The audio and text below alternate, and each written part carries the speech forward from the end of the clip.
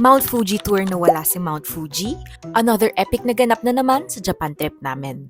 Naranasan niyo na ba yung nagpunta kayo sa Japan to see Mount Fuji? Kaso nga lang hindi nagpakita? Huwag kang mag-alala kasi hindi ka nag-iisa. Anyways, maganda pa rin naman yung naging experience namin kaya panoorin niyo to.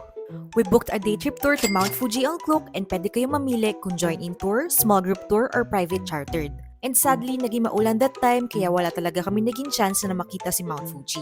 Small group tour with hotel pick-up and drop-off yung napili namin, and at least 2 days before ng target date, dapat mag-book na kayo, kaya dapat flexible yung itinerary nyo.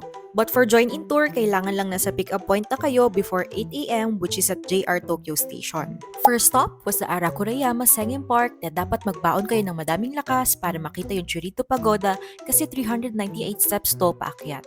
Second stop was the Hikawa Clock Shop at ito yung sikat na kalsada na ang background sana ay si Mount Fuji kaso hindi nga siya nagpakita.